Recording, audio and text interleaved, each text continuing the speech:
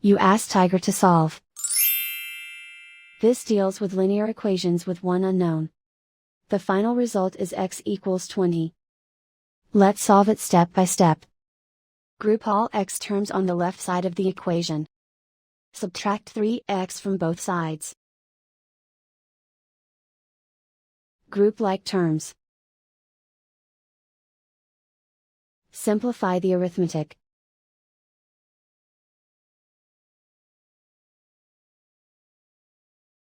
Group all constants on the right side of the equation. Subtract 20 from both sides. Simplify the arithmetic.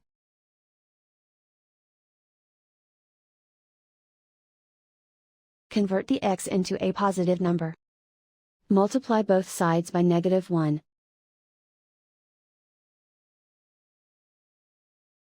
Remove the ones. Simplify the arithmetic. And so the final result is x equals 20.